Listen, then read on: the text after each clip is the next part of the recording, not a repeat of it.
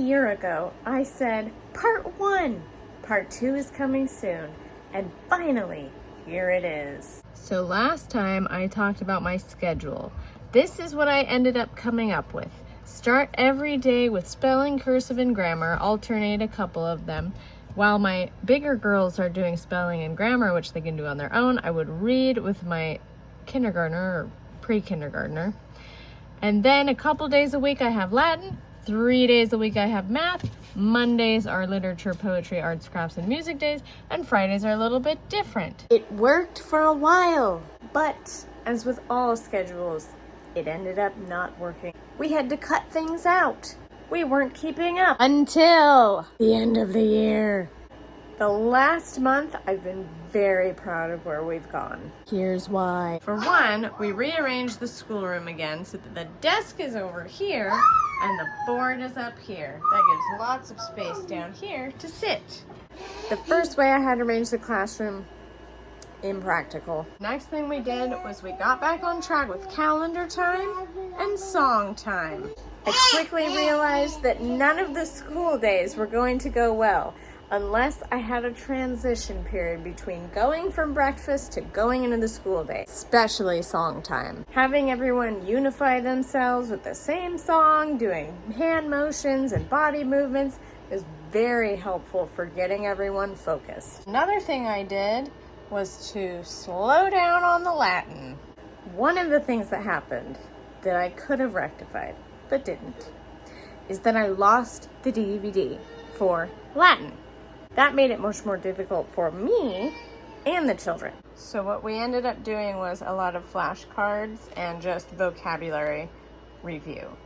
The other thing I did differently about 2 weeks before school ended was Life of Fred math. I bought them all the elementary up until probably a little past where my kids are. I cannot brag enough about the Life of Fred math. We love it. Now I know my girls know how to do math, but sometimes they have a little shaky confidence in themselves. But Life of Fred is amazing. First of all, it's hilarious. Every lesson starts with a story. There's some math involved, there's even some moral tales, there's some humor. I mean, it's funny. At the very end, it's your turn to play. There's a little box. It's got 4 questions. The kids work them out. Sometimes we've done them on the board together, and on the back side, after you do them, there's the answer.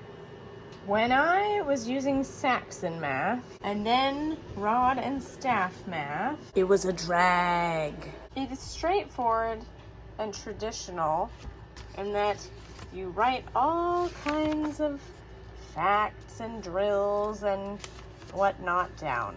But the kids hated it. Now, Saxon math, I think, is a really good math for the younger kids.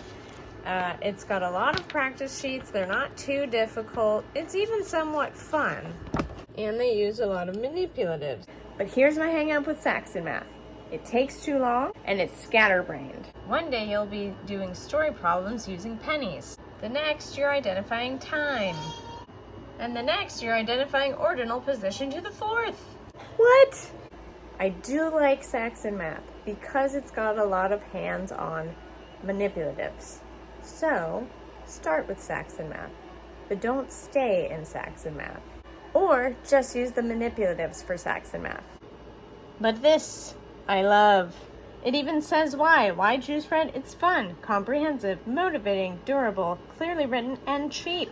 The thing about this is concepts. It helps them understand concepts. And that's what my children really need help with. I've also heard that Singapore math does a good job with that. I don't know, but as a homeschooler, this is all I got time for right now because I've got 5 kids and they all need attention. Let's get real. I've got a 10-year-old, 8-year-old, 5-year-old, 2-year-old, and 10-month-old now. How do I do it? I don't know, by the grace of God, because actually I don't know how I do it. But it happens, it gets done. But it's a challenge. Because this is how a typical day will go. Inevitably, I will begin the school day thinking, we are getting our calendar done. We are getting our songs sung. We are getting our things done. And then diaper change. And then other kid needs a diaper change, somebody spilled the sensory bin, somebody needs help on their grammar, and then I need time to read with my 5-year-old. It's go, go, go all the time. On a typical day, this is a realistic start time.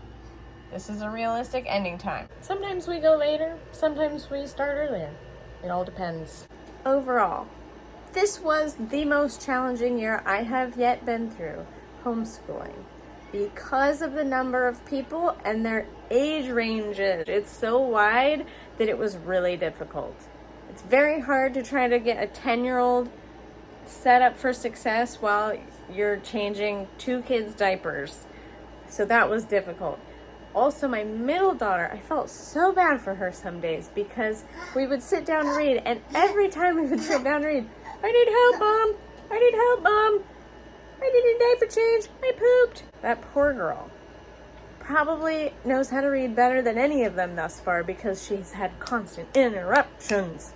But she's done it. She's getting through the book. She's almost done with it. I'm very proud of her. And she's going to be in kindergarten next year. So I feel like she's ahead of the game. Overall, I'm very pleased with how this year went. I'm grateful. Praise be to God. It went very well.